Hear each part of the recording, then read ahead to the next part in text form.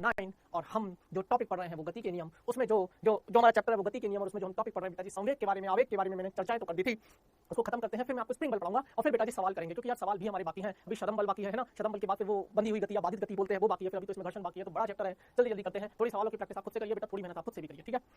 Chapter progress डाल लेते हैं बेटा जी। बल हमने सीखा, एफबीडी बनाना हमने सीखा, मुझे एफबीडी बनाना आपको सिखाना था बेटा, क्योंकि बिना एफबीडी के ना काम चल नहीं पाता, ठीक है ना। न्यूटन का प्रथम नियम, द्वितीय नियम, तृतीय नियम आपको सिखाया, फिर गति के द्वितीय नियम के अनुप्रयोग हमने सीखे। पुली ब्लॉक निकाय की मैंने आपको प्रैक्टिस करवा दी थी। जड़त्व एवं संवेग, जड़त्व और संवेग के बारे में बात कर रहे थे, जिसमें से जड़त्व मैं आपको पढ़ा चुका हूं, कुछ संवेग के बारे में बात कर लेते हैं।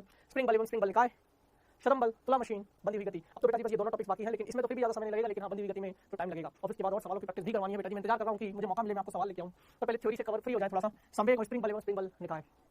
चलिए बेटा जी, है ना। अगर मैं बात करूं बेटा जी रिवीजन की, तो रिवीजन में बेटा जी मैंने आपको जड़त्व के बारे में बता दिया था, फटाफट से सुन लो, एक नहीं 2-5 मिनट रिवीजन में ले लेते हैं। सुनो बेटा जी, सबसे पहले बेटा जी जड़त्व के बारे में बता दिया। जड़त्व जिसको हम अंग्रेजी में बोलते हैं बेटा जी इनर्शिया, है ना। जड़त्व से हमें क्या पता चलता है, याद है, जड़त्व किसी भी वस्तु के अंदर अंतर्निहित वह गुणधर्म में जो अपनी अवस्था, अपने अंदर या अपनी अवस्था परिवर्तन का विरोध करता है, दैट इज जड़त्व। उसमें मैंने आपको 3 पार्ट पढ़ाए थे बेटा जी, अगर आपको याद हो तो। विराम का जड़त्व, विराम अवस्था का जड़त्व, मैंने आपको गति का जड़त्व आपको पढ़ाया, और मैंने आपको दिशा का जड़त्व भी पढ़ा दिया। ये तीनों टॉपिक्स बेटा जी हम लोग कवर कर चुके हैं। अब हम जड़त्व के बारे में बात बेटा जी, मैंने आपको संवेग के बारे में बताया था, अगर आपको याद हो तो बेटा जी संवेग के बारे में बताया था। संवेग p बराबर क्या होता है, m × v, ये एक सदिश राशि है, यह एक सदिश राशि है, ठीक है ना बेटा जी। तो इसको इस तरीके से लिखते हैं, फिर याद करो यहीं से मैंने ये लिखा था, संवेग संरक्षण वगैरह के बारे में बताया था। फिर मैंने आवेग के बारे में भी आपको बताया था। आवेग बेटा जी एक सदिश राशि है, अगर आपको याद हो, आवेग भी एक सदिश राशि है। और बेटा जी याद करो मैंने डी या आई अगर मैं लिखूं बेटा जी, तो आई को मैं ऐसे लिख सकता हूँ एफ डेल्टा टी, है ना, या समाकलन करके लिखना तो डी बराबर एफ इंटू डी टी, और फिर समाकलन का चिन्ह बना लीजिए, दैट इज योर आवेग, दैट इज योर आवेग। बोलो बात समझ में आई क्या, बोलो बात समझ में आई, इतनी कहानी क्लियर है क्या। चलिए बेटा जी, इसके बाद आपको याद हो तो बेटा जी, इसके बाद आपको याद हो तो मैंने संवेग संरक्षण सिद्धांत भी आपको समझा देता है। ये फिर से एक बार जानते हैं क्या है आवेग। संवेग प्रमेय बहुत छोटी सी प्रमेय है, वो इतना ही बोलता है कि यार आवेग जो है ना, कभी आपसे सवाल में पूछ लिया जाएगा, आपसे बहुत सारे सवाल ऐसे पूछे जाते हैं, आपसे बोलेंगे याद करो पिछली क्लास में होमवर्क में भी आपको एक सवाल दिया था क्रिकेट की गेंद वाला, लास्ट में जो होमवर्क दिया जाता है ना, एक बल्लेबाज मारता है इतने सेकंड के लिए, इतने ग्राम के लिए, इतने वेग से वापस लौट जाती है, तो आपसे कुल मिलाकर उन्होंने आवेग पूछा था। तो बेसिकली आप पता क्या निकालो उसमें आप संवेग में परिवर्तन निकाल लो। अगर आपका संवेग में परिवर्तन निकल गया, आपका आवेग निकल गया, क्योंकि आवेग है ही क्या, संवेग में परिवर्तन। और इस बात को पिछली क्लास में प्रूव किया था, भूलना नहीं है ना। तो बेटा जी किसी वस्तु पर आरोपित बल का जो आवेग है, और बल क्या होता है, जब बहुत बड़े परिमाण का बल बहुत छोटे समय के लिए लगता है ना बेटा जी, तो बल के द्वारा आवेग कहलाता है, बोलना। तो उसमें बोला है आरोपित बल का आवेग, जो बल है ना, उस बल का जो आवेग है उस वस्तु के संवेग में परिवर्तन के बराबर होता है। इस संबंध को आवेग संवेग प्रमेय से दिया जाता है बेटा जी। इसी संबंध को आवेग संवेग प्रमेय कहते हैं। प्यारे बच्चों, कभी भी अगर तेरे को आ जाए impulse momentum theorem, impulse momentum theorem बहुत सिंपल सी थ्योरम है, इंप्लीमेंटेशन भी बहुत सिंपल है इसका, कोई ज़्यादा खतरनाक कोई ज़्यादा टफ नहीं है, सीधी सी बात है। जो आवेग है, आवेग जो है वो संवेग में परिवर्तन, संवेग में परिवर्तन, कभी भी आपसे आवेग पूछे संवेग में परिवर्तन निकाल ले। और संवेग क्या होता है, m × v, v वेग है, संवेग एक सदिश राशि है। तो बस बेटा जी सदिश राशि है तो सदिश का थोड़ा सा कॉन्सेप्ट लगेगा, सदिशों का थोड़ा सा ध्यान रखना पड़ेगा, बाकी सवाल आसान है इसकी, ठीक है। उसके बाद बेटा जी हमने संवेग संरक्षण सिद्धांत भी पढ़ा था, अगर आपको याद हो। और संवेग संरक्षण सिद्धांत में मैंने आपको ये बताया था कि बेटा जी अगर किसी वस्तु पर हमेशा मोमेंटम कंजर्वेशन लगा लो, संवेग संरक्षण बोलते हैं मोमेंटम कंजर्वेशन। मोमेंटम सवाल आ जाता है बेटा जी, मोमेंटम कंजर्वेशन, संवेग संरक्षण, मोमेंटम कंजर्वेशन ऑफ मोमेंटम भी बोलते हैं इसको, है ना, law of conservation of momentum भी बोलते हैं। मैं तो शॉर्ट में लिख दिया है बस आपको। बेटा जी देखो हमें पता है f इज इक्वल टू क्या होता है, dt। ये जो f है ये कौन सा f है सर, ये बाह्य बल है। कौन सा बल है, बाह्य बल है। अगर ये बाह्य बल है बेटा जी, अगर बेटा जी मैं बोलूं कि तेरे किसी वस्तु पर, ये तो न्यूटन के द्वितीय नियम के हिसाब से हो गया, द्वितीय नियमानुसार किसके, न्यूटन के, है ना। तो बेटा जी f अगर किसी वस्तु पर लगने वाला नेट बाह्य बल 0 हो जाए, तो इसका मतलब है कि बेटा जी संवेग में परिवर्तन की दर 0 है, संवेग 0 नहीं है। ए बेटा संवेग 0 नहीं है, संवेग में परिवर्तन की दर 0 है, अर्थात संवेग में कोई परिवर्तन हो ही नहीं रहा। और कोई चीज अगर परिवर्तित नहीं हो रही, इसका मतलब वो नियत है, या यूं बोल दीजिए कि कोई भी चीज नियत है तभी उसका अवकलन 0 आया होगा। संवेग बेसिकली है क्या, संवेग में परिवर्तन की दर, संवेग का अवकलन समय के साथ। तो किसी भी फलन का अवकलन 0 कब आता है, जब वो फलन नियत होता है। इसका मतलब संवेग संरक्षित रहा होगा, संवेग कंजर्व रहा होगा, मोमेंटम तेरा कंजर्व रहा होगा, अर्थात संवेग नियत बना रहेगा। तो बेटा जी जरूर तो जो संवेग है वो नियत रहा होगा, या यूं बोल दीजिए कंजर्व रहा होगा, संवेग नियत रहा होगा या कंजर्व रहा होगा। बोलो बात समझ में आई क्या, बोलो बेटा कहानी क्लियर है क्या। तो बेटा जी P F equal to dp/dt, अब यहीं से मैंने पूरी कहानी को उठाया है। अब देखो कोई भी चीज अगर नियत है, इसका मतलब जो प्रारंभ में संवेग है ना बेटा जी, उसका जो प्रारंभ में संवेग है वही उसका अंत में भी संवेग होगा। p initial is equal to p final, p initial is equal to p final, clear है। बोलो इनिशियल मतलब प्रारंभिक संवेग बराबर रहा होगा, जब संवेग ही नहीं आता तो पहले वाला संवेग और अंतिम संवेग, तो प्रारंभिक संवेग बराबर अंतिम संवेग। अब ये कैसे निकालते हैं मैं आपको बताता हूँ, किस तरीके के सवालों में आप लगा सकते हो। जैसे आपसे पूछते हैं, है ना, जैसे आपसे पूछते हैं कि एक पटाखा है, दिवाली पे जो पटाखे जलाते हैं, वो ऊपर गया और अंतरिक्ष में जाके एक पटाखा था जिसका द्रव्यमान उन्होंने दे रखा था m, मान लेते हैं m द्रव्यमान दे रखा है, और ऊपर जाकर वो फूट गया और 2 टुकड़े हो गए उसके, फूट गया 2 टुकड़े हो गए, दोनों टुकड़े समान द्रव्यमान के, मतलब m/2 और m/2, ठीक है। m/2 और m/2, एक टुकड़ा तो क्षैतिज दिशा में चला गया, बताइए दूसरे टुकड़े का वेग क्या होगा, या दूसरे टुकड़े का द्रव्यमान क्या होगा, या तुझसे परिमाण वगैरह नेट पूछ लेते हैं। तो बेसिकली इस तरीके के सवालों में लगना क्या है, संवेग संरक्षण। क्यों? क्योंकि बेटा जी वो जो फूटा है ना, तूने बाहर से जाके बल नहीं लगाया उस पे, तू ऊपर जाके नहीं फोड़ के आया, उसमें भले इंटरनल बल लगे होंगे, अंदर से फूटा है ना, बाहर से नहीं फोड़ा, मतलब बाह्य बल उस वस्तु पर जीरो था, तो बाह्य बल जीरो है मतलब संवेग नियत है, मतलब संवेग सुरक्षित है। तो उस तरीके के कॉन्सेप्ट में संवेग संरक्षण सिद्धांत लगाया जा सकता है। या ऐसे बोलते हैं कि एक कण को मैंने प्रक्षेपित किया, एक कण को मैंने क्षैतिज के साथ थीटा डिग्री के कोण पर प्रक्षेपित किया, और जब वह अधिकतम ऊंचाई पर गया, अब यार प्रक्षेपण है ना, धरातल से धरातल तक का प्रक्षेपण, भूले तो नहीं हो प्रक्षेपण गति, तो जब वो धरातल से जब मैंने उसको फेंका, जब वो थीटा कोण पर, तो जब वह अधिकतम ऊंचाई पर पहुंचा होगा, जब वह अधिकतम ऊंचाई पर पहुंचा होगा, तो तब वह फूट गया और फूट के दो टुकड़ों में बढ़ गया। एक टुकड़ा उसका मान लीजिए नीचे की तरफ आ गया और दूसरा टुकड़ा किसी समय पश्चात धरातल से टकराता है। तो पूछ रहे थे बताइए कि कितने समय बाद वो टकराएगा, 30 समय बाद टकराएगा, या ऐसे कुछ भी पूछ सकते हैं बेटा। इस तरह की वैरायटी आपसे सवालों में पूछ ली जाती है। खैर ये चीज समझ में आ रही, वहीं से बेटा जी हमने इसको पूरे को ड्राइव किया था, मैं इसको लिख के नहीं दे रहा हूं, मैं इसको समझा दिया है, अब मैं करने की जरूरत नहीं है। मेरा जो मेन पर्पज है बेटा जी, यहाँ से आते हैं, मुझे आज कराना है आपको ग्राफ, छोटे छोटे से ग्राफ्स हैं, वो ग्राफ्स आपको बताने हैं। ग्राफ सीख लीजिए, ग्राफ की क्या कहानी है, ठीक है। तो ग्राफ नंबर पहला है, सुन लो ग्राफ क्या है, ग्राफ क्या है सुन लो बेटा। संवेग समय ग्राफ का ढाल बल को प्रदर्शित करता है। बोलो बेटा कहानी क्लियर है क्या? तो बेटा संवेग समय ग्राफ का जो ढाल होता है ना, वो बल को प्रदर्शित करता है। कैसे करता है वो कहानी तुझे सुनाता हूँ। जैसे देख बेटा, F इक्वल टू, हमने क्या पढ़ा है बेटा जी, F इक्वल टू dp/dt। या जब भी आपको कुछ भी समीकरण इस फॉर्मेट में दिखे ना, इस तरीके के फॉर्मेट में, तो समझ जाओ भैया जी ढाल पूछने वाले हैं ग्राफ का। क्या पूछने वाले हैं बेटा जी? ढाल। और अगर कोई चीज ना ढाल निकाल लो, मतलब ढाल पूछने वाले या कोई भी चीज आपको निकालनी है, जैसे आपको संवेग समय ग्राफ दे रखा है ना, एक मिनट इधर से अपन थोड़ी ज्यादा आगे चले गए, इधर नहीं भैया, इधर देखेंगे इसको। हाँ, संवेग समय ग्राफ है ना, तो F इक्वल टू dp/dt। तो संवेग समय ग्राफ है ना, तो संवेग समय ग्राफ हमें क्या देता है? बल। लेकिन क्या करने पे? ढाल निकालने पर। क्या निकालने पर बेटा जी? ढाल निकालने पर। अगर यही इसका उल्टा होता, मतलब dp बराबर क्या लिख सकता हूं? F into dt। जब भी आपको ऐसा फॉर्मेट दिख जाए तो समाकलन करना है, मतलब अगर आपको बल समय ग्राफ दे दिया जाए, देखो दो चीजें, संवेग समय ग्राफ दिया है, ढाल निकालो, बल मिल जाएगा। बल समय ग्राफ दिया है, समाकलन करो, उसके नीचे का छायांकित भाग का क्षेत्रफल निकालो, संवेग निकल जाएगा। क्या निकल जाएगा? संवेग। और यूं कह दीजिए संवेग में परिवर्तन निकल जाएगा। क्लियर है? तो बेटा जी ऐसे सवाल आपसे पूछे जा सकते हैं, इसमें कोई दिक्कत नहीं है, आसान सवाल होते हैं, कॉन्सेप्ट समझ ले बस तू। F इक्वल टू dp/dt है ना, मैं सदिश रूप में नहीं लिख रहा हूं, मैं नॉर्मल रूप में लिख रहा हूं, सदिश मतलब दिशा के बिना, ठीक है ना। तो संवेग समय ग्राफ, मान लीजिए तेरे को कोई संवेग x अक्ष पे हमेशा समय रहता है, और यहाँ पर मैंने बोला कि मान लीजिए p है। p क्या है बेटा जी तेरा? p क्या है तेरा? संवेग। क्या है बेटा? p संवेग है। और ये p क्या है? t समय है। ध्यान से सुनना। और तुझे कोई ग्राफ दे रखा है ऐसा, तो मान लीजिए तुझे इस बिंदु पर पूछा, तो तुझे करना क्या पड़ेगा? तू बोलेगा सर इस बिंदु पर बल बता, इस बिंदु पर बल बता। तो तू पता क्या करना बेटा जी, इस बिंदु पर एक स्पर्श रेखा खींच देना और इसका ढाल निकाल लेना tan थीटा। जो भी ढाल आएगा ना इस बिंदु पर, p बिंदु पर, या p मत मानो, p तो संवेग है, x बिंदु या a बिंदु पर मान लो, जो भी ढाल आएगा वो तुझे क्या दे देगा? बल दे देगा। अब tan थीटा तो तुझे निकालना आता है, ढाल है क्या बेसिकली? tan theta. तो tan theta equal to dp/dt, ऐसे भी तू निकाल सकता है। यही तो है तेरा f, ठीक है, dp/dt, यही तो है तेरा ढाल, और यही ढाल किसके बराबर होती है? tan theta. बहुत सिंपल सी कहानी है, ज्यादा दिमाग लगाने की जरूरत नहीं है बेटा, बहुत सिंपल, बहुत सिंपल, ठीक है। तो ये तो था ग्राफ नंबर पहला, ठीक है। अब मैं आ जाता हूँ बेटा जी ग्राफ नंबर 2 पर। अभी तक हमको क्या दिया था? देखो दो ही समीकरणों में खेला जाता है, एक तो होता है दो प्रकार, F इक्वल टू dp/dt, या तो इस फॉर्मेट में होगा तो बल संवेग समय ग्राफ दे देंगे, संवेग और समय ग्राफ याद रखा करो चीजों को। ग्राफ किस किस के बीच में दिया है ये पढ़ना बहुत जरूरी है बच्चा। मैं फिर बता रहा हूँ, ग्राफ किस किस के बीच में दिया है ये बात पता करना बहुत जरूरी है। आप सीधा ग्राफ देख के क्वेश्चन छोड़ देते हो, आप देखते ही नहीं हो किसकी वर्सेस क्या दिया है, एक्स अक्ष पर क्या है, वाई अक्ष पर क्या है, फिर दिमाग लगाओ कि यार इससे कोई भौतिक राशि कुछ टाइप की बनती है क्या। अगर वो dp/dt या dy/dx की फॉर्मेट में है तो ढाल निकालने वाली कहानी है, और अगर वो उसकी उल्टी है, मतलब like dp equal to f into dt वाले फॉर्मेट में टाइप की है, तो समझ लो समाकलन वाली कहानी है, मतलब छायांकित भाग का क्षेत्रफल निकालने वाली कहानी है। बिल्कुल सेम यार बेटा, बिल्कुल सेम। जैसे यार तुमने पढ़ा होगा, जब मैंने तुझे सरल रेखा में गति में जब मैंने तुझे ग्राफ पढ़ाया तो तुझे सारी कहानी में पहले भी समझा चुका था। स्थिति दे रखी है, स्थिति दे रखी है, dx/dt करके क्या मिलता था? क्या मिलता था तुझे? वेग मिलता था ना। अरे बेटा क्या मिलता था? वेग मिलता था, है ना। और अगर बेटा जी तुझे त्वरण निकालना है तो dv/dt करता था।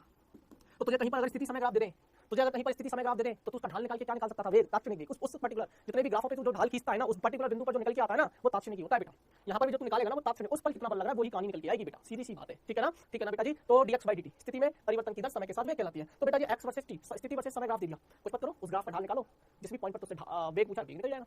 अगर तुझे वेग समय ग्राफ दे रखा है भैया जी, त्वरण पूछा होगा, त्वरण पूछा है तो क्या निकाल लो, क्या निकाल लो? ढाल निकाल लो। अब सोच, इसको उल्टा करके देख, अगर बेटा जी dx बराबर क्या मैं v into dt लिख सकता हूँ? सोच के देख, अगर मैं इसका समाकलन कर लूं तो मुझे क्या मिल जाएगा? अरे यार क्या मिल जाएगा? मतलब तेरे पास वेग समय ग्राफ दे दिया जाए, तेरे को वेग समय ग्राफ, अभी तो क्या था? स्थिति समय ग्राफ था, स्थिति समय ग्राफ था, अपकरण क्या वेग आ गया, ये ढाल निकाला वेग आ गया। अगर तुझे वेग समय ग्राफ दे दें तो तू समाकलन कर लियो, मतलब छायांकित भाग का क्षेत्रफल निकाल। वही कहानी है, ऐसे गए तो समाकलन, ऐसे गए तो अपकरण, उल्टे आए तो समाकलन, बस यही कहानी है बेटा। सेम फॉर्मेट है, फॉर्मेट समझो तुम चीजों का। क्या तुम्हें समझ तो आ रहा है यार बेटा? तुम्हें समझ तो आ रहा है मैं क्या कहना चाह रहा हूँ? बोल दे यार बेटा, वही कहानी है। तो बेटा जी dp/dt यार यही तो तेरे को क्या दे देगा? संवेग। ये dp डेल्टा p है, देखो क्या लिखा है? बल समय ग्राफ। अभी तक हमको समय ग्राफ दिया था, अब आपके पास बल समय ग्राफ दे दिया जाएगा, तो क्षेत्रफल जो निकालेगा उस क्षेत्रफल से तुझे संवेग में परिवर्तन आएगा, और पूरी दुनिया जानते हैं संवेग में परिवर्तन ही आवेग कहलाता है। तो कभी भी अगर बल समय ग्राफ दे दिया जाए तो आवेग निकालना है या संवेग में परिवर्तन निकालना है, क्षेत्रफल निकाल लो। क्या निकाल लो बेटा? क्षेत्रफल निकाल लो।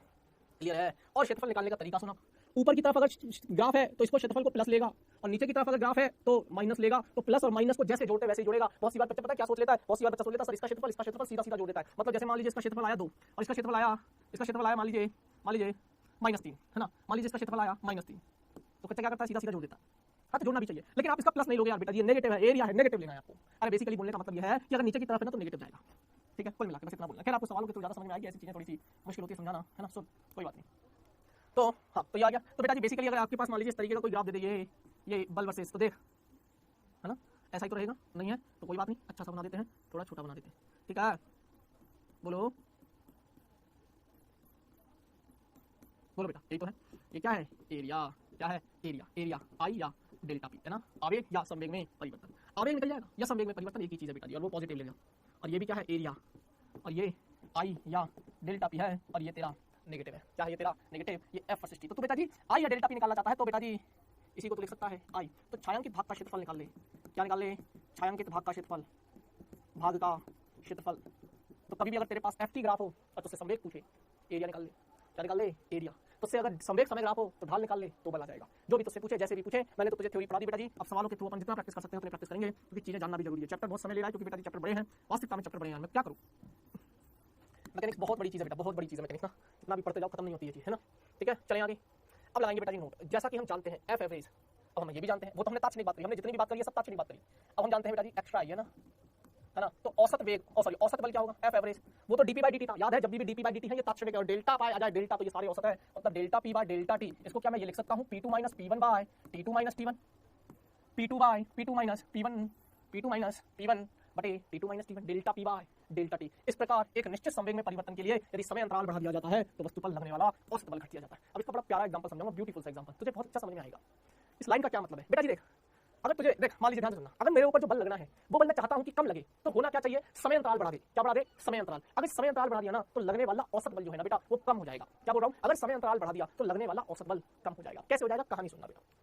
उदाहरण लेके आया हूं तेरे सामने, पहला उदाहरण है, एक क्रिकेटर गेंद को अपने हाथों से पकड़ता है, अपने हाथ पकड़ने के लिए, मतलब कैच को जब पकड़ता है तो अपने हाथों को नीचे की तरफ ले आता है बेटा। तूने कभी फील किया होगा जब एक खिलाड़ी गेंद पकड़ता है तो बेटा जी ऐसे कैच लेता है वो, जैसे ऐसे, ताकि उसको चोट कम लगती है, जिससे संवेग में परिवर्तन का समय बढ़ जाता है, उसके हाथों पर लगने वाला औसत प्रतिक्रिया बल, जो कि बेटा जी एफ डेल्टा टी व्युत्क्रमानुपाती, जितना समय बढ़ेगा उतना बल घटेगा, तो डेल्टा टी बढ़ाते जा या dt बढ़ाते जा, औसत बल कम होता जाएगा। वाहनों में शॉकर झटकों से बचने के लिए लगाए जाते हैं, ट्रेन के डिब्बों में बफर भी झटके से बचने के लिए लगाए जाते हैं। यदि एक व्यक्ति सीमेंट के फर्श पर गिरता, भी समझाऊंगा सारे एग्जांपल, डोंट वरी, उसे अधिक चोट लगती है, जबकि रेत की ढेरी पर गिरता है तो उसे कम चोट लगती है। कहानी सुनना पूरी, मैं तेरे को चौथा वाले एग्जांपल से सारा समझा दूंगा, एग्जांपल नंबर चौथा, है ना।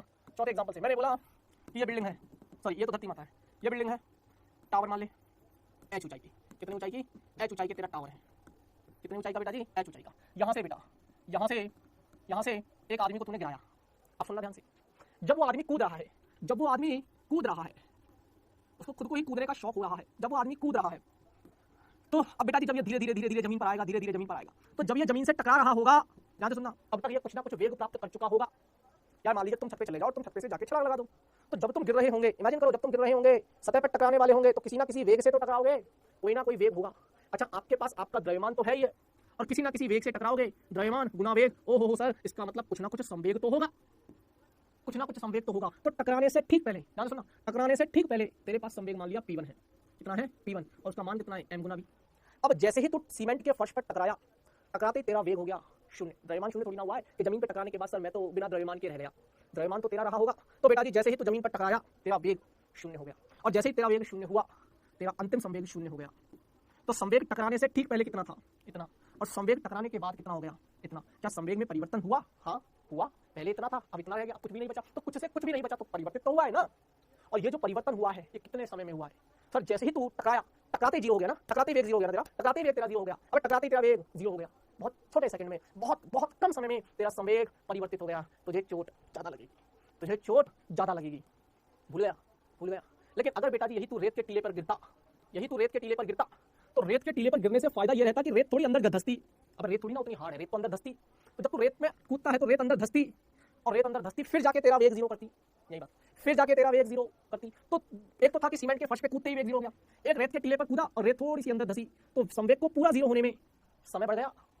यहाँ कूदते ही, सीमेंट के फर्श पे कूदते ही तेरा संवेग जीरो हो गया ना, सीमेंट के फर्श पे कूदते ही तेरा वेग जीरो हो गया, अर्थात तेरा संवेग जीरो हो गया। मेरी बात समझ पा रहा है बेटा मैं क्या बोलना चाह रहा हूँ, बोलो यार। तो जैसे ही तू सीमेंट के फर्श पे कूदा तेरा संवेग जीरो हो गया, लेकिन जैसे ही तू रेत के टीले पर कूदा तो तेरा वेग जीरो होने में थोड़ा टाइम लगा। ये ऐसी बात मान ले जैसे कि तू गद्दे पे कूद रहा है, मेले में छोटे छोटे बच्चे जाते हैं, वो मिक्की माउस जैसे हवा वाले नहीं हो, तो उनमें कूदते रहते हैं, कैसे भी लुढ़क जाते हैं। तो बेटा जी बेसिकली वो जब कूदते हैं ना ऐसे, तो उनके संवेग में जो परिवर्तन हो रहा है, उनका वेग तो 0 होगा, लेकिन वेग 0 होने में थोड़ा समय ज्यादा लग रहा है, अर्थात संवेग में परिवर्तन जो हो रहा है वो थोड़े ज्यादा समय अंतराल में हो रहा है, जिसकी वजह से उस पर लगने वाला औसत बल 0 है। अब ये बल लगेगा कहां से? इसने धरती माता पर बल लगाया, तो धरती ने इस पर बल लगाया, तो ये जो तुम पर बल लगता है ना, जब तुम सीमेंट के फर्श पर कूदते हो तो धरती ने तुम पर लगाया होता है बहुत जोरदार बल। या बजरी पर जब कूदते हो, रेत के टीले पर कूदते हो, तो रेत का टीला तुम पर बल लगाता है, लेकिन वो बल इतना ज्यादा होता नहीं है। क्यों? क्योंकि संवेग में परिवर्तन जो हो रहा है उसका समय अंतराल तुमने बढ़ा दिया। दिस इज द फंडा। बस एक ये एग्जांपल समझ में आया, सारी कहानी एक जैसी है, बस ये तो अलग अलग प्रैक्टिकल एग्जांपल्स हैं, कॉन्सेप्ट मैंने समझा दिया, एक समझ में आया, सब में वही लगेगा। अब एक खिलाड़ी गेंद ले लपकता है, जब एक क्रिकेटर एक गेंद लपकता है, एक तो ऐसे अड़ जाए, नहीं मैं तो अपने हाथों को पीछे खींचूंगा नहीं, वो तो अड़ जाए, अड़ जा भाई, तेरी लगनी है, गेंद आएगी, आते ही गेंद आई, अब गेंद आ रही है तो गेंद के पास अपना वेग है, गेंद के पास वेग है या नहीं है, और जैसे ही तेरे हाथ से टकराई, टकराते ही उसने अपना वेग 0 कर दिया, टकराते ही उसने अपना वेग 0 कर दिया, तेरे हाथ पे चोट तो लगेगी, लेकिन तू सोच बेटा, जब गेंद तेरे हाथ में आई और हाथ में आने के बाद तूने हाथ थोड़ा पीछे ले लिए, तो जैसे ही तेरे हाथ में बॉल ऐसे टच हुई, देख ऐसे टच होते तूने इसको पीछे खींच लिया, जैसे ऐसे आई, टच होते तूने ऐसे पीछे खींच लिया, वो प्रैक्टिस का खेल होता है, हो भी जाता है, ऐसा कुछ नहीं है। ऐसे नहीं कि सर मैं पहले तो कैच लपक लूं फिर बाद में हाथों को पीछे लेके जाऊं, नहीं, कैच लपकने के दौरान आप उसको पीछे लेके जा रहे हो, कैच लपकने के दौरान आप उसको पीछे लेके जा रहे हो, तो समय अंतराल बढ़ा देता है कौन? क्रिकेटर। जाने अनजाने में फिजिक्स यूज करते हैं, लेकिन पता नहीं चल पाता उनको, या पता भी होगा तो अच्छी बात है। आई थिंक हमारे को समझ में आ गया होगा बेटा जी। अब अगली हेडिंग लाएंगे बिल्कुल फ्रेश नया टॉपिक है, दैट इज स्प्रिंग बल। लगाइए स्प्रिंग फोर्स, बहुत सिंपल सी चीज है, लेकिन मैं इसको समझाना चाहता हूँ बेटा जी। Spring force. अब एक और नया टाइप का फोर्स। अभी तक आपने फ्री बॉडी डायग्राम बनाते थे तो भार पढ़ते थे mg, पृथ्वी द्वारा वस्तु को अपनी ओर खींचना, तो गुरुत्वाकर्षण बल ही तो जो होता है वो वस्तु के भार के बराबर होता है, या तो mg ही तो है। अरे बेटा mg ही तो है, क्या तेरे को समझ में आ रही है? हाँ, तो ये mg है। अभिलंब प्रतिक्रिया बल पड़ चुका है, रस्सी का तनाव बल पड़ चुका है, साम्यावस्था की कंडीशंस पड़ चुका है, फ्री बॉडी डायग्राम पड़ चुका है, आगे वाला बराबर पीछे वाला पड़ चुका है, ऊपर वाला बराबर नीचे वाला पड़ चुका है। कब यूज करेंगे? जब वस्तु साम्यावस्था में। और अगर वस्तु के पास नेट बल 0 नहीं है तो वस्तु त्वरित हो रही है, तो उस दिशा में हमने वो वाले फ्री बॉडी डायग्राम पढ़ के F बराबर ma की समीकरण भी लगाना चालू कर दिए थे। उसके बाद आनत तल पड़ा, थीटा डिग्री, अल्फा डिग्री, 53, 30, 45 जो लेना ले ले, उसमें हमने त्वरण निकालना सीखे। फ्री बॉडी डायग्राम सही बनाना आ गया, सब कुछ आ जाएगा। मैं फिर बता रहा हूँ बेटा, सारा खेल फ्री बॉडी डायग्राम का है। बाकी तो फिर एक ले देके एक ही समीकरण लगानी है, F बराबर ma।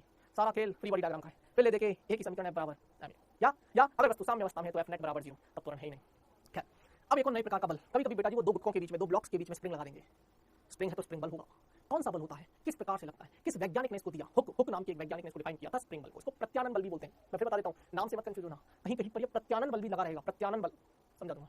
अब इसमें पहले थोड़ी सी उन्होंने बकवास की है, वो बकवास सुन लेते हैं पहले, आसान सी भाषा में, देसी भाषा में, आपको लिखित में भी कुछ मिल रहा है। क्या कहानी है उनकी, सुन लो पहले।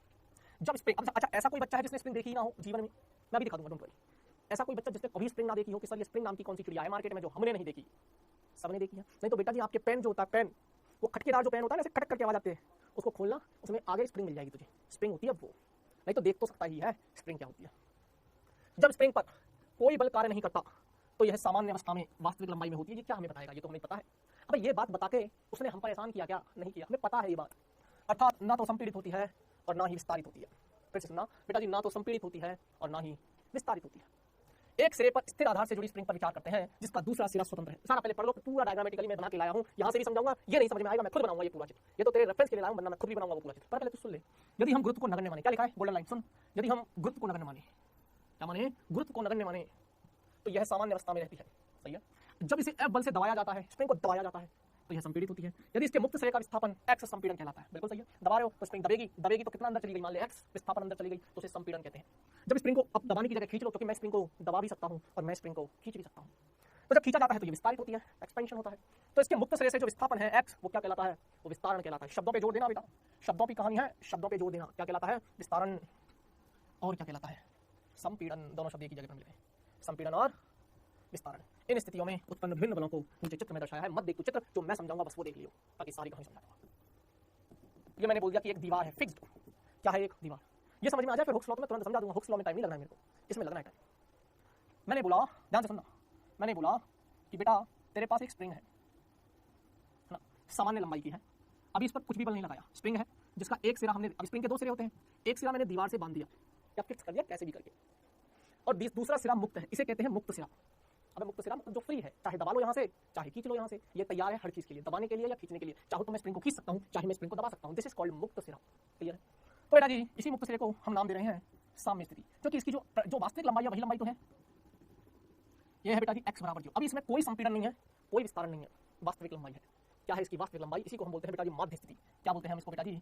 माध्य या साम्य स्थिति। क्या बोलते हैं बेटा जी? माध्य या साम्य स्थिति। यह है इसकी x बराबर 0। ठीक है। स्प्रिंग का स्प्रिंग नियतांक है वो बाद में देंगे, क्योंकि हुक्स नियम से निकल के आएगा। ये बेटा जी केस नंबर 1 मान लेते हैं। अब मेरा मन हुआ कि नहीं स्प्रिंग को मैं दबाना चाहता हूँ।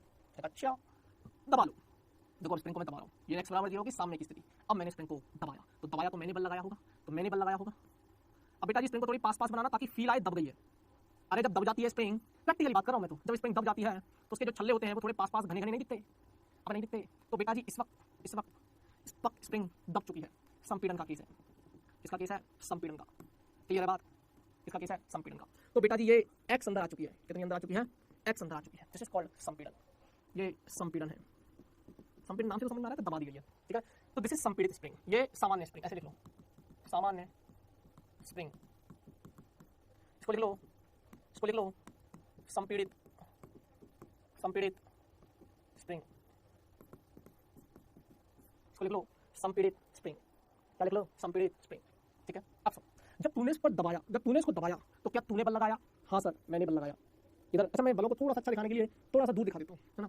तो तूने इस पर बल लगाया होगा F बल, तो ये जो F बल है ये क्या है, ये तेरे द्वारा हाथ के द्वारा स्प्रिंग पर लगाया गया बल है। अब दबाएगा तो ऐसे ही दबाएगा ना, ऐसे ही दबाएगा, तो मैंने मेरे हाथ ने स्प्रिंग पर बल लगाया इस दिशा में, तो ये जो F है ये क्या है, ये हाथ द्वारा सारा डायग्राम बना के कॉपी कर दूंगा और अच्छे से समझाने के साथ, एक भी चीज़ में दिक्कत नहीं आएगी। हाथ द्वारा स्प्रिंग पर लगाया बल, हाथ द्वारा स्प्रिंग पर लगाया। तो बेटा जी तूने कभी फील किया है क्या कि जब तू स्प्रिंग को दबाता है तो स्प्रिंग अपनी प्राकृतिक लंबाई में आना चाहती है, तो स्प्रिंग भी तुझ पर बल लगाएगी, क्रिया प्रतिक्रिया, हाँ क्रिया प्रतिक्रिया। तूने तेरे हाथ ने स्प्रिंग पर बल लगाया तो स्प्रिंग ने तुझे बल लगाया, तो स्प्रिंग अपनी वास्तविक लंबाई हमेशा प्राप्त करना चाहती है, चाहे उसको खींच चाहे उसको दबा, तो उसको दबा तभी वो वापस से सामान्य होना चाहिए, तो उसको खींच तभी वो वापस से सामान्य होना चाहती है। तो स्प्रिंग का नेचर बता रहा हूं मैं, स्प्रिंग का प्रकृति बता रहा हूं, बहुत सिंपल सा फंडा है, लेकिन बेटा जी मैं चाहता हूं कि इसको बड़े प्यार से तुझे समझा दूं, तेरे दिल दिमाग में बैठा दूं इस कॉन्सेप्ट को। तो बेटा जी स्प्रिंग तुझ पर भी एक बल लगाएगी, यस, और ये जो F बल होगा ये बल स्प्रिंग के द्वारा तेरे हाथ पर लगाया गया बल होगा। यहाँ लिख ले स्प्रिंग, अभी तो क्या था हाथ द्वारा स्प्रिंग पर लगाया बल, अब है स्प्रिंग द्वारा हाथ पर लगाया बल, स्प्रिंग द्वारा हाथ पर लगाया बल, क्लियर है क्या। चल तो बेटा जी ये संपीड़ित स्प्रिंग। अब मैं चाहता हूं बेटा जी देख सब कुछ हो गया, इसको छोड़, इसको मार गोली, ये बाद में देखेंगे दीवार वाली कहानी, तो सिर्फ इसको देख ले। अब आ गया क्या, अब मैं करूंगा विस्तारण। अब चलते हैं बेटा जी विस्तारण, तो विस्तारण में फैला दो स्प्रिंग को, थोड़ी क्या कर दो, फैला दो स्प्रिंग इसको। तो बेटा जी F बल से खींचा होगा, अब खींचा होगा तो बेटा जी इसका क्या हुआ, विस्तारण हुआ, तो दिस इज विस्तारित स्प्रिंग, दिस इज विस्तारित, ये क्या है, विस्तारित स्प्रिंग, क्या है ये, विस्तारित स्प्रिंग। और ये क्या कहलाता है बेटा जी, ये जो x है ये x क्या कहलाता है, विस्तारण, क्या कहलाता है बेटा जी, विस्तारण, क्या है ये, दिस इज कॉल्ड विस्तारण। पहले बता मेरी इतनी बात समझ में आ रही है, पूरा फंडा सिखा रहा हूं बेटा जी। अब सुन, जब तूने बल लगाया स्प्रिंग को, कहां से, ये वाली स्प्रिंग, ये नहीं ये तो हो गया, ये कैसा लगता, अब मैं वापस से सामान्य स्थिति पर आ जाऊं, सामान्य स्थिति से तूने इसको पकड़ के खींचा तो स्प्रिंग ऐसी हो गई, तो जब तूने इस पर खींचा तो तेरे हाथ में बल लगाया इधर बाहर की तरफ, तो ये जो बल लगेगा ना बेटा जी ये F, अब की बार जो ये तुझे F दिख रहा होगा, ये F कौन सा F है, बता सकता है, अरे ये F है हाथ द्वारा स्प्रिंग पर लगाया बल, हाथ द्वारा स्प्रिंग पर लगाया बल, हाथ द्वारा स्प्रिंग पर लगाया बल। तो बेटा जी स्प्रिंग वापस से अपनी अवस्था में आना चाहेगी, स्प्रिंग वापस से अपनी अवस्था में आना चाहेगी, यही बात समझ में। तूने स्प्रिंग को खींचा बाहर की तरफ, तो तूने बल लगाया ना स्प्रिंग पर, तो स्प्रिंग ऐसे खींचेगी अंदर की तरफ, तो खींचे तूने खींचा, जब तक सामान्य थी तूने इसको नहीं खींचा, इसलिए तुझे नहीं खींचा, नॉर्मल है। लेकिन जब तूने इसको खींचा ना तो तुझे भी अंदर खींचना चाहेगी, तो उतना ही बल तेरे पे भी लगाएगी। तो ये जो बल है अंदर की तरफ, ये स्प्रिंग के द्वारा तेरे हाथ पर लगाया गया बल है। मैं फिर बता रहा हूं यार, बच्चों को बड़ा कंफ्यूजन होता है कौन किस पर लगा रहा है। यहां लिख लो स्प्रिंग द्वारा हाथ पर लगाया गया बल, स्प्रिंग द्वारा हाथ पर लगाया गया बल। ये रहा बेटा, कहानी पूरी साफ है, ये है विस्तारित स्प्रिंग। अब दीवार की कहानी यही समझा देता हूं, वैसे कोई जरूरत है नहीं। अब बेटा जी जब तूने इसको दबाया तो दीवार धकेलेगी, तो स्प्रिंग पर दीवार द्वारा बल इधर होगा, तो स्प्रिंग दीवार को पीछे धकेलेगी, तो दीवार पर स्प्रिंग द्वारा बल, और यहाँ पर भी तो बल लगेगा, स्प्रिंग जब तू इसको दबा रहा है तो स्प्रिंग तुझे दबाएगी, तो स्प्रिंग दीवार पर पीछे की तरफ बल लगाएगी और दीवार स्प्रिंग पर आगे की तरफ बल लगाएगा। इतना सा फंडा है इस चीज का, आई थिंक आपको समझ में आ गया होगा बेटा, बोल बात समझ में। सेम कहानी यहाँ पर, जब तू इसको खींच रहा है तो स्प्रिंग दीवार पर द्वारा स्प्रिंग पर दीवार द्वारा, दीवार ऐसे लगेगी जैसे स्प्रिंग को खींच रहा है, अब बोल रहा है, और दीवार पर स्प्रिंग द्वारा बल, तो दीवार स्प्रिंग जो है दीवार को अपने साथ ऐसे लेके जाना चाहिए। बहुत सिंपल सी कहानी, थोड़ा फील कर लेना बैठ के, मैंने मेरा पूरा मैक्सिमम दे दिया, ये पूरा चित्र ये रहा। अब बता तेरे को क्यों नहीं समझ में आया, ऐसा हो ही नहीं सकता। एक एक लाइन, एक एक चीज, एक एक वर्ड जो भी लिखा है ना बेटा, सब कुछ समझा के लिखा है, मैंने कुछ भी डायरेक्ट नहीं लिखा है यार। बोल यार, सवाल बाकी है, सवाल कर लेंगे, यही तेरे स्प्रिंग बल है, लेकिन अभी के लिए तो मैंने स्प्रिंग का नेचर बताया। बोल बात समझ में आई क्या, बोल कहानी समझ में आई क्या। अब सुन बेटा जी, स्प्रिंग द्वारा दीवार पर आरोपित बल तथा दीवार द्वारा स्प्रिंग पर आरोपित बल तृतीय नियम से युग्म बनाते हैं। इसी प्रकार स्प्रिंग द्वारा हाथ पर आरोपित बल और हाथ द्वारा स्प्रिंग पर आरोपित बल एक अन्य तृतीय नियम, दैट इज अगेन क्रिया प्रतिक्रिया, युग्म बनाते हैं। तो बेटा जी ये दोनों क्रिया प्रतिक्रिया हैं, ये दोनों क्रिया प्रतिक्रिया हैं, ये दोनों क्रिया प्रतिक्रिया हैं, ये दोनों क्रिया प्रतिक्रिया, दो अलग अलग वस्तुएं, एक स्प्रिंग है, एक दीवार है, अलग अलग वस्तुओं पर लगता है, भिन्न भिन्न वस्तुओं पर समान परिमाण का विपरीत दिशा पर लगता है, क्रिया प्रतिक्रिया यही कहता है। इतनी बात समझ में आ गई? सब कुछ लिखा है, डोंट वरी, सिर्फ समझाना काम है बेटा जी। आवाज आइए, हुक का नियम लगाइए, एक साइन टेस्ट है बेटा जी, हुक, एक साइन टेस्ट है, हुक, क्या नाम है उनका? हुक, हुक, आ जाओ भैया, हुक किधर गया? हुक, हुक को पीला कर देते हैं।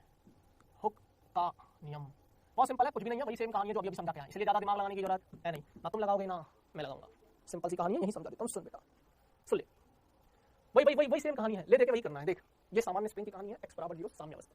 ओके, वैज्ञानिक का नाम है, इसलिए परेशान होने की जरूरत नहीं है, वैज्ञानिक का नाम है, पता नहीं क्या सर यार ये हुक का क्या मतलब होता है, वैज्ञानिक नाम है, ठीक है। तो हुक ने दे दिया कि भाई जा, मेरे नाम से जाना जाएगा ये नियम, मैंने दिया है हुक का नियम, तो मना मत करना, किसने पढ़ाया नहीं है। हुक्स लॉ बोलते हैं बेटा जिसको, हुक्स लॉ, क्या बोलते हैं? Hooke's law. सामान्य स्प्रिंग है, सामान्य स्प्रिंग है, x बराबर 0, लंबाई में कोई छेड़छाड़ नहीं, ना ही तो इसको दबाया, ना ही इसका विस्तारण किया। सारा समझा दो एक दिन में स्प्रिंग बल, सिर्फ तो सवाल बाकी रहेंगे शरम बल के साथ, अगली क्लास में शरम बल खत्म, फिर एक बंधी हुई गति हो जाएगी, एक दो दिन में अपन बंधी हुई गति करके खत्म चैप्टर, सिर्फ प्रैक्टिस करनी बाकी है हमारे सवालों की। सुन बेटा जी, ये x बराबर 0 ये साम्य स्थिति है या माध्य स्थिति है? समझ पा रहा है क्या? माध्य स्थिति है। तूने स्प्रिंग को दबाया तो ये बल स्प्रिंग ने तेरे हाथ पर लगाया है, पढ़ना यार, ये कौन सा है? अब ये वाला है, तूने स्प्रिंग को दबाया तो स्प्रिंग ने तुझ पर बल लगाया। अब एक्चुअली मैं जो बात करूंगा वो स्प्रिंग वाले बल की बात करूंगा, मैंने कितना बल लगाया स्प्रिंग पर मुझे उससे कोई लेना देना नहीं है। हुक क्या बोला कि भाई स्प्रिंग भी बल लगाती है, और वो कितना लगाती है, किस पर? हम पर। अगर मैं स्प्रिंग को दबा रहा हूं तो स्प्रिंग ने बल लगाया ना मुझ पर, तो किस बल की बात करोगे? स्प्रिंग बल की बात करोगे ना भाई। मैंने जो बल लगाया वो अलग कहानी है, पर मैंने स्प्रिंग पर लगाया, वो मेरा बल है, मेरे बल की बात नहीं की जा रही। स्प्रिंग ने फिर पलटकर मुझ पर कितना लगाया उस बल की बात की जा रही है, that is F spring. F spring मतलब स्प्रिंग बल, इसीलिए मैंने ये वाला बल लिया है। वो वाला दूसरा बल तो दिखाया नहीं जो रेड कलर में था, ये वाला, ये क्या है? स्प्रिंग द्वारा हाथ पर लगाया गया बल। अब हाथ से दबा रहे हो यार, ये मान के चलो, इमेजिन करो हाथ से दबा रहे हो, ठीक है। तो इसीलिए मैंने ये वाला लिया, क्योंकि स्प्रिंग बल की बात कर रहे हैं, तो स्प्रिंग ने कितना बल लगाया मुझे इससे मतलब है। या जब मैं इसको खींचूंगा तो मैं इस बल की बात करूंगा, ना कि उस खिंचाव बल की जिस बल से मैंने स्प्रिंग को खींचा था। तो भैया जी अब ये लॉ है, तो इसका कोई एक्सपेरिमेंट तो है, डेरिवेशन तो है ही नहीं, क्योंकि जितने लॉ होते हैं सारे एक्सपेरिमेंटल बेस्ड होते हैं, ऑब्जर्वेशनल होते हैं। एक्सपेरिमेंट करिए, ऑब्जर्वेशन करिए, लॉ दे दीजिए, प्रूफ करिए, प्रूफ इन द सेंस हर जगह फिट बैठिए, सब जगह सही बैठता है, चल गया लॉ। जैसे कुलाम्स लॉ, कोई डेरिवेशन नहीं, दो मासेस के बीच में वो फोर्स लगता है ना, ग्रेविटेशनल फोर्स, Gm1 m2/r², चल गया सब जगह सब पे बैठा। सुन बेटा जी कहानी, तो ये लॉ है। तो हुक भाई साहब के दिमाग में क्या आया? यहाँ ये छोड़, अभी ये छोड़, इसके चक्कर में मत पड़ना, ऊपर तक की कहानी देख ले, वो तेरे समझ में आ जाएगी, वो तेरे पल्ले पड़ेगी। पर ये वाली कहानी अभी तेरे पल्ले पड़ने वाली नहीं है, 2-5 मिनट रुक जा, ये भी पल्ले पड़ा दूंगा। सुन, ऊपर वाली कहानी तक तो तेरे को समझ में आता है, इसलिए ये कौन सा बल है? लिख दूं क्या? यहाँ लिख दूं क्या? स्प्रिंग द्वारा हाथ पर लगाया बल है, या ये सॉरी, ये भी स्प्रिंग द्वारा हाथ पर लगाया बल है, ये भी स्प्रिंग द्वारा हाथ पर लगाया बल है। कहानी समझ में आई? ये संपीड़न का केस है, ये विस्तारण का केस है। ये संपीड़न हुआ है और यहाँ पर विस्तारण हुआ है। बोलो बात समझ में आ रही है? ये विस्तारण है, ठीक है। बोलो बात समझ में आई? अब आ जा मेरे पास तू। तो हुक भाई साहब ने ना क्या सोचा, बहुत दिमाग लगाया हुक भाई साहब ने। हुक ने क्या सोचा? हुक के नियमानुसार, या हुक नियमानुसार क्या, कभी पढ़ी नहीं, हुक का नियम क्या बोला उन्होंने? बोला, आपने फील किया होगा इस चीज को, ध्यान से सुनना, आपने फील किया, एक अच्छी खासी स्प्रिंग लेके आना, उसको खींचना, पहले थोड़ा खींचना, तो इस पे कम बल लगाइए, ज्यादा खींचना तो ज्यादा बल लगाइए, और खींचा लगेगा तो गया मैं। सिंपल है यार, बहुत सिंपल है। स्प्रिंग को तो जितना खींच, ऐसे थोड़ा सा खींच, कम बल लगाइए, जितना ज्यादा तो उसको खींचता जाएगा ना, तो जितना ज्यादा इसका विस्तारण करता जाएगा, अभी खींचा हूं तो विस्तारण की बात करूं, उतना ही बल ये तो इस पर लगाती चली जाएगी। एक्स के सीधे समानुपाती पाया गया, क्या लगाया गया बल। अब सुन, जब मैं खींच रहा हूं इसको, तो बल अंदर है, विस्थापन ही तो है ये। अब ये जो विस्तार, ये एक्स क्या है? विस्थापन। ये एक्स और एफ दोनों विपरीत दिशा में है। तो पहली बात तो उन्होंने ये बोला कि ये जो एफ है वो समानुपाती है एक्स की, और ये बोल दीजिए माइनस एक्स के। माइनस लगाने के पीछे कारण ये था कि दोनों की दिशा हमेशा विपरीत रहेगी। ये बल जो है, ये बल है सदिश राशि है, दिशा महत्वपूर्ण है, ये विस्थापन है सदिश राशि है। तो बेटा जी सबसे पहले तो उन्होंने ये बोला कि नेगेटिव चिन्ह ये दिखाएंगे कि दोनों की दिशा हमेशा विपरीत रहेगी, दोनों की दिशा हमेशा विपरीत रहेगी। एफ सीधे समानुपाती पाया गया। जब समानुपाती चिन्ह हटाया तो बेटा जी एक नियतांक पाया गया जिसको नाम दिया के। एक्स तो है ये, माइनस है ये, और ये जो के है आज के बाद जाना जाएगा स्प्रिंग नियतांक। किस नाम से जाना जाएगा? स्प्रिंग नियतांक। F इक्वल टू माइनस के x, that is spring constant, that is spring constant. तो ये है बेटा जी तेरा हुक्स का नियम, F इक्वल टू माइनस, कोई डेरिवेशन नहीं है, ऑब्जर्वेशनल है। चाहे तू संपीड़न कर दे, चाहे तू विस्तारण कर दे, हमेशा एक्स। अब देख संपीड़न का केस लेकर, जब तूने इसको दबाया तो स्प्रिंग बल की बात कर रहा है, तो स्प्रिंग बल ये रहा, और विस्थापन तो तेरा यूं ही हुआ है। अबे दबाया है तो प्रारंभिक पोजीशन, प्रारंभिक स्थिति है, अंतिम स्थिति है, तो विस्थापन तो ऐसे ही लिखेगा ना, प्रारंभिक स्थिति पर पूछ बनाएगा सदिश है ना भाई, अंतिम स्थिति पर तीर का निशान बनाएगा। तो विस्थापन तेरी ऐसी है, और बल स्प्रिंग ने जो बल लगाया वो ऐसी है, दोनों विपरीत दिशा में है। चिन्ह इस्तेमाल करेंगे माइनस का, और सीधे समानुपाती है, तो F समानुपाती माइनस एक्स। समानुपाती चिन्ह हटेगा, बराबर आएगा, और के आ जाएगा, जिसका नाम है स्प्रिंग नियतांक। और ये के डिपेंड करता है तेरी स्प्रिंग कौन सी है, और हर स्प्रिंग का तुझे के सवाल में दे देंगे। हर स्प्रिंग का के तुझे सवाल में दे देंगे, एसएचएम में बहुत काम आएगा। अब बेटा जी सुन, अब मैं ग्राफ पे आ जाता हूँ। अब चूंकि ये तो पता चल गया कि सर ये y equal to mx plus c की लाइन है, सरल रेखा है ना, जहाँ c 0 है अर्थात अंतःखंड 0 है, अर्थात रेखा मूल बिंदु से गुजरेगी। अरे यार y बराबर mx प्लस c की लाइन नहीं दिख रही तुझे, ये हैं ओ भाई, y equal to mx plus c की लाइन नहीं दिख रही है तुझे, c बराबर 0 है, मूल बिंदु से गुजरेगी, मूल बिंदु से गुजरेगी, सरल रेखा की समीकरण है, आ जा, मूल बिंदु से गुजरेगी। इसको अलग देखेंगे, इसको अलग देखेंगे। विस्तारण है f और x नेगेटिव, अगर x धनात्मक है तो बल ऋणात्मक है, अगर विस्थापन ऋणात्मक है तो बल धनात्मक है। अब इस अक्ष पे भाई ये ना बेटा टॉप चीज पढ़ा रहा हूं मैं इस वक्त को, तुझे फील आ जाना चाहिए, और ना रहा ना तो बेटा जी समस्या है तेरे साथ। सुन ले बेटा, फिर से सुनेंगे। विस्थापन इस अक्ष पे हमने विस्थापन मतलब विस्तारण है, अगर इधर जा रहा हूं तो विस्तारण, इधर जा रहा हूं तो संपीड़न है। ये इस अक्ष पे मैंने भाई स्प्रिंग बल ले लिया, अभी ऊपर जाएगा तो स्प्रिंग बल धनात्मक। अब यार ये मूल बिंदु ले ले, ग्राफ मूल बिंदु से गुजरेगा, पहली चीज स्पष्ट है, क्यों गुजरेगा, c बराबर 0 है, सरल रेखा बनेगा, दूसरी चीज सरल रेखा बनेगा, तीसरी चीज बल और विस्थापन एक दूसरे के विपरीत है। अगर विस्तारण में धनात्मक है, ये x धनात्मक है तो बल तेरा ऋणात्मक है। अरे यार, और अगर देख स्लोप हमेशा नेगेटिव है, इसका ढाल हमेशा ऋणात्मक है ओ मेरे भाई, स्लोप हमेशा ऋणात्मक है। अब स्लोप हमेशा ऋणात्मक है, स्लोप के ढाल तेरा ऋणात्मक है, देखना कहीं पर भी किसी भी बिंदु पर तू खींच ले तो बेटा जी तेरा स्लोप ऋणात्मक है। क्या पहले बता, बात समझ में आई क्या? तो x विस्थापन है तो बल ऋणात्मक है, मतलब धनात्मक अगर विस्थापन है तो बल ऋणात्मक, और अगर संपीड़न तब विस्थापन तेरा ऋणात्मक ले रहा है तो बल तेरा धनात्मक है। This is the graph, important graph. अब तुझे ये पल्ले पड़ गया होगा, अब तुझे ये अपना सा लगा होगा। तो बेटा जी अगर मैं ग्राफ बनाऊं, दिस इज विस्तारण, दिस इज संपीड़न, ये माइनस x, ये plus x, this is origin, यहाँ पर है बेटा जी स्प्रिंग बल। तो बेटा जी जो ग्राफ आएगा, नहीं मजा नहीं आया यह ग्राफ, ठीक है बिल्कुल। बोलो बात समझ में आई क्या? बोलो बात समझ में आई क्या? कहानी क्लियर है क्या? बोलो। चलो ये रहा बेटा, थोड़ा सा हो सकता है अजीब सा बना हो, लेकिन मेरी कोशिश, मेरी भावनाओं की कदर करना और समझने की कोशिश करना, ठीक है। तो ये ग्राफ था बेटा जी तेरा, या चाहो तो लिख सकता है माइनस एक्स, या चाहो तो लिख सकता है प्लस एक्स, ठीक है। इधर से हटा दे माइनस एक्स और प्लस एक्स, ठीक है।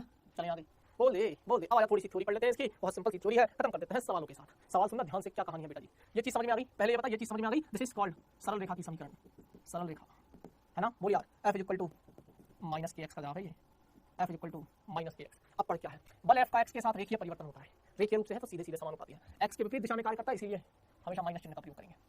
बल देखो क्या बोला है, माइनस चिन्ह यह दिखाता है कि बल सदैव x के विपरीत, जो मैंने बोला बस सब लिखा है, एक फॉर्मेलिटी है, खत्म कर ले फॉर्मेलिटी को। समानुपाती नियतांक को स्प्रिंग बल नियतांक या स्प्रिंग नियतांक भी कहते हैं, इसका मान ढाल के मान के अभी बताया, ढाल क्या है के, तो fx ग्राफ का ढाल निकाल ले तो जो स्प्रिंग नियतांक मिल जाएगा। एक सवाल बनाने वाला यहाँ से भी बना सकता है, समान। अबे बेटा जी ढाल निकाल ले। अबे यार ये ना y equal to mx plus c तो 0, तो y equal to mx, x की जगह x है, f की जगह y है, तो y अक्ष पे मैंने f को बनाया है। तो बेटा जी m क्या दिखाएगा, k क्या स्प्रिंग नियतांक और m क्या ढाल, तो स्प्रिंग नियतांक बेसिकली हुआ क्या तेरा ढाल, तो किसका ग्राफ, बल और विस्थापन। तो कभी भी अगर fx ग्राफ दे दे उसका ढाल निकालना तो स्प्रिंग नियतांक के मिल जाएगा। बाकी तो सभी तुम्हारे लिए हलवा है, पढ़ लेना बीमा है, ऐसा ही मतलब है। f equal to kx minus kx, minus से दिशा दिखा रहा है, माइनस से ये दिखा रहा है कि दिशा है। अब बेटा जी ये f equal to minus kx, तो k इक्वल टू fy, बल किसमें न्यूटन में, x किसमें विस्थापन मीटर में, तो k का मात्रक क्या है, न्यूटन प्रति मीटर, स्प्रिंग नियतांक का पूछा है बे, ठीक है। चलिए आगे, चलिए अब एक छोटा सा कॉन्सेप्ट, हल्का सा छोटा सा कॉन्सेप्ट इंपॉर्टेंट, घूर्णी स्प्रिंग निकाय के लिए साम्यावस्था के। सुन तुझे ये दे रखा है, तो जो उन्होंने ये दे रखा, अब ध्यान से सुनना, सब कुछ है, बस यहाँ रस्सी की जगह बीच में उन्होंने स्प्रिंग जोड़ दिया। ऐसे सवाल तो से आ जाते, कुछ नहीं करना, जहाँ रस्सी होती थी वहाँ टेंशन लगाता था, यहाँ स्प्रिंग है यहाँ स्प्रिंग टेंशन लगा दे। स्प्रिंग टेंशन का मतलब है कि बेटा जी स्प्रिंग बल लगा दे, कि एक्स आज भी लगेगा, सेम प्रकृति का ही, संपर्क बिंदु पर बैठ जा, छाता खोल दे, बस यहाँ टी की जगह एक्स डाल दियो, सवाल तेरे सारे हो गए। तो बेटा जी देख कहानी समझाता हूँ तेरे को। अगर मैं m1 का फ्री बॉडी डायग्राम बनाऊँ तो ऊपर की तरफ n है, नीचे की तरफ m1 जी है, इधर की तरफ t है, मान लेते हैं ये जा रहा है a त्वरण से। घिरनी का द्रव्यमान है नहीं है, m2 की बात कर लेते हैं बेटा जी, नीचे की तरफ m2 जी है, क्या तुझे समझ में आना चाहिए बेटा। ऊपर की तरफ बेटा जी kx होना चाहिए, यार उन्होंने t लिखा, यही t का मान आगे चल के kx बन जाएगा, तुझे पता भी नहीं चलेगा, मतलब वो t दिखा देते हैं जनरली, kx भी लिख देते हैं एक ही चीज स्प्रिंग के अंदर, ठीक है। तो बेटा जी मान लीजिए नीचे की तरफ जा रहा है, समीकरण बनाना आता होगा, t बराबर m1, ऊपर वालों से तो मुझे मतलब ही नहीं है, क्षैतिज दिशा में जा रहा है नेट बल। अब बोल, और ये अब ये t ही तो है तेरा, अब ये t तो है, तो ये तो t है ना, बाद में रखूंगा इस t का वैल्यू kx। अरे बेटा t का वैल्यू kx है तो बाद में रख दूं, बेटा जी ये जो t है यहीं पर भी तो t आएगा, पूरी स्प्रिंग में पूरी रस्सी में एक जैसा ही तो तनाव है। नीचे की तरफ m2g माइनस kx बराबर m2a, t की जगह kx रख दे, m1a, तो kx का मान उठा के यहाँ रख दे, m2g माइनस m1a बराबर m2a, तो m2g बराबर m1a प्लस m2a, ये कॉमन ले लेते हैं m1 प्लस m2, तो a का मान तो सीधा सीधा आ गया ना, m2g bye m1 plus m2, कुछ भी नहीं है, a का मान उठा के यहाँ रख दे, तो फिर के a का मान उठा के यहाँ रख दे, जो पूछना चाहे पूछ ले, तनाव बल मतलब वही kx का मान, वही स्प्रिंग बल। अब ये जो तनाव बल है यही तेरा स्प्रिंग बल है, तो फिर बता रहा हूँ बेटा जी यही तेरा स्प्रिंग बल है, यही तेरा तनाव बल है। बोल बात समझ में आ रही है, ये जो तेरा तनाव बल है ना, यही है बेटा जी तेरा स्प्रिंग बल। क्या है ये तेरा स्प्रिंग बल, घबराने की जरूरत नहीं है बेटा, मैं फिर बता रहा हूँ तेरे को, क्लियर है क्या? यही तेरा स्प्रिंग बल भी है। बोलो बात समझ में आई क्या? ठीक है, अब सुन कहानी क्या है। ये देख, तूने तनाव बल का मान निकाल लिया, करना कुछ भी नहीं है बेटा जी। यहाँ पर एक ही जगह बस ये वाला मान रख दे kx बराबर, अब इसी को तो तूने t बोला है, तो t बराबर m1, एक ही जगह क्या रख दे m2g बटे m1 प्लस m2। तो देख m1 m2g बटे m1 प्लस m2, क्लियर है? तो m1 m2g बटे m1 प्लस m2, ठीक है। तो चलिए, अब अगर मुझे स्प्रिंग का विस्तार x निकालना है तो t बराबर क्या है? x, t हमें पता है, t बराबर t पता है ना। अबे यार यहीं से निकाल ले, देख x तुझे निकालना ना, a का मान यहाँ रख दे, x निकालना k से भाग दे। अबे यार kx ही तो है, हो गया बेटा, इसमें कुछ भी नहीं है, इसमें कुछ भी नहीं है। विस्तारण हो गया, x पूछे संपीड़न, विस्तारण जो पूछे पूछ ले, साम्य अवस्था के लिए बात कर रहे हैं। स्प्रिंग के सामने अवस्था के लिए है ये, कि स्प्रिंग एक बार खिंच के सामने में आ रही है, स्प्रिंग एक बार खिंच के सामने में आ रही है। तुम बहुत सारे बच्चों के दिमाग में चल रहा है, अरे सर जब साम्य अवस्था की बात कर रहे हो तो त्वरण कहां से ले आए? आ रहा होगा तेरे दिमाग में, पक्का रहा होगा, मैं समझ ही नहीं सकता, आया नहीं हो। सर ये एक ही क्या बीमारी आया बेटा जी, ये तो नीचे जाएगा सिस्टम, लेकिन एक बार जब तू इससे यहाँ से गुटका लटकाएगा तो स्प्रिंग खिंचेगी। स्प्रिंग खिंचने के बाद स्प्रिंग ऐसे ऐसे नहीं हो रही है, स्प्रिंग एक बार खिंच चुकी है, ये स्प्रिंग की साम्य अवस्था है। अब खिंचने के बाद तो वो एक रस्सी की तरह तो काम कर रही है, खिंचने के बाद एक रस्सी की तरह तो काम कर रही है, तो ये स्प्रिंग खिंच चुकी है और अब ये सिस्टम लटक रहा है। वो वाली साम्य अवस्था की बात कर रहा है, स्प्रिंग की साम्य अवस्था, ना कि निकाय की साम्य अवस्था। गलती भी मत कर बैठना बेटा, गिरनी स्प्रिंग निकाय के लिए साम्य अवस्था की बात कर रहे हैं। आई थिंक आपको ये बात समझ में आई बेटा जी। होमवर्क के लिए क्वेश्चन है, तो किस समय में चला बेटा जी, क्विज का मुझे क्विज भी करनी है, ठीक है। चलो तो अब समय में चला क्विज का। पहला सवाल आपके सामने ये रहा, 10 ग्राम की गेंद 5 मीटर पर सेकंड की चाल से ठोस सतह से टकराकर समान चाल से प्रतिक्षेपित हो जाती है। प्रतिक्षेपित मतलब उसी मार्ग से लौट जाती है जिस मार्ग से वो टकराई थी। यदि गेंद 0.01 सेकंड तक सतह के संपर्क में रही तो सतह के द्वारा गेंद पर लगाया गया बल का मान है। सिंपल है, बहुत सिंपल।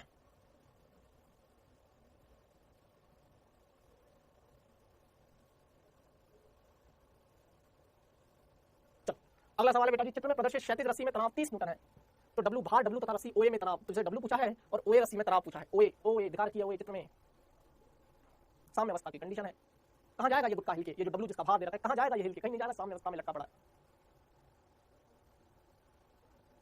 चलो बेटा जी देख, तेरे को द्रव्यमान दे रखा है 10 ग्राम, मुझे किलोग्राम से मतलब है, मुझे किलोग्राम से मतलब है 10 × 10 की घात -3 किलोग्राम, दैट इज 10 की घात -2 किलोग्राम। तो ये v दे रखा है 5 मीटर पर सेकंड। अब सुन बेटा जी, मान लीजिए तेरी दीवार है, यहाँ से ये आ रही है गेंद, आ रही है, m द्रव्यमान है, v वेग है, आएगी तो इसके पास इसका संवेग है p1 और p1 का मान है mv। अबे है ना इस दिशा में, i कैप दिशा में, बोलो यार। और जब ये यहाँ से लौट टकराएगी, टकरा के प्रतिक्षेपित हो जाती है, यहाँ से आ जाएगी, तो बेटा जी p2 और p2 का मान है mv। अबे द्रव्यमान तो वही रहेगा ना, अबे द्रव्यमान थोड़ी ना बदल जाएगा, ये p2 है, द्रव्यमान उतना ही, और उसी मार्ग से उसी वेग से लौटाती है, ऐसी समान चाल से, बोला है ना। तो बेटा जी p2 जो रहेगा, p2 संवेग जो रहेगा वो उतना ही रहेगा, कितना? mv परिमाण में, और दिशा में केवल -i कप्पा जाएगा। तो अगर इस वाली को तुम +i कप्पा मान रहे हो, इस वाली दिशा को -i कप्पा मानोगी, तो बेटा जी संवेग में परिवर्तन, अब p1 तेरे पास कितना आया mvi कप्पा, और p2 कितना आया -mvi कप्पा। तो संवेग में परिवर्तन डेल्टा p क्या होता है?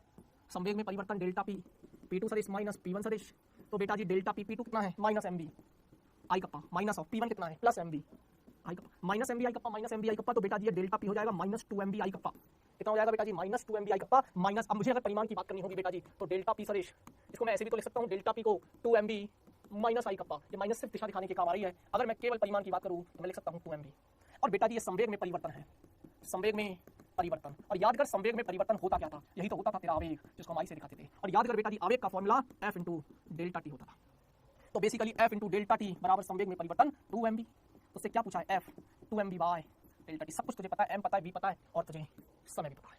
तो बेटा जी बल आ जाएगा 2 × m का मान 10 की घात -, ये सूत्र भी दिमाग में रखना वैसे, लेकिन ये तब के लिए सिर्फ क्षैतिज दिशा में आ रही है ऐसे, कभी कभी वो गेंद को कोण पर फेंक देते हैं, तब फंडा तो यही लगेगा पर सूत्र बदल जाएगा। ए भाई ये इसी केस के लिए वैलिड है ये सूत्र, कि जब सीधी आई सीधी गई, कभी कभी वो क्षैतिज थीटा डिग्री के कोण पर फेंकते और थीटा डिग्री पर परावर्तित कर देते, ऐसे आएगी और ऐसे, तब मत लगा देना ये सूत्र, तब वहाँ sin थीटा y थीटा के घटक आ जाते हैं। क्या तो ये आ जाएगा, m का मान आ जाएगा इतना, v का मान 5 बटे डेल्टा टी कितना 0.01, बेटा जी जाएगा ऊपर 100, ये तो खत्म हो जाएगा 5 × 10, f बराबर 10 न्यूटन। खत्म हो गया सवाल। अब बेटा जी यहाँ पर आ जाते हैं, इसका फ्री बॉडी डायग्राम यहीं पर बनाऊंगा, है ना। ये तो W है बेटा जी, ध्यान से सुनना, इस रस्सी में इस संपर्क बिंदु पर बैठ जा, इस पर शातक खोल दे, T0 आ जाएगा। अच्छा इसका तनाव दे रखा है, इस वाली रस्सी का तनाव मान लेते हैं T1 है, तो बेटा जी इसके घटक लेगा तो ये आ जाएगा T1 cos 30, T1 sin 30, तो बेटा जी T1 sin 30 का मान तो 30 हो गया, तो T1 का मान तो सीधा सीधा निकल के आ गया 30 बटे sin 30 का मान आधा, तो T1 का मान तो 60 न्यूटन।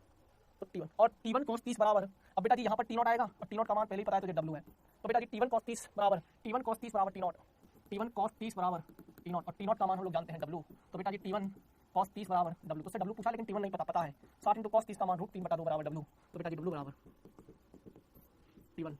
तो तुझसे पहले क्या पूछा है? भार 30√2 और 60, 30√3 और 60, क्लियर। तो चलिए बेटा जी आज हमने संवेग सीखा, स्प्रिंग बल सीखा, निकाय के बारे में अभी शुरू कर दिया है, थोड़ा थोड़ा पढ़ना, पर बेटा जी धीरे धीरे समय रहते हम पूरा सीख लेंगे। कोशिश करो इस सवाल को करने की, तेरे जेईई मेंस का सवाल है 2007 का। अगली क्लास में बेटा जी शरम बल तुला मशीन के बारे में पढ़ाऊंगा, और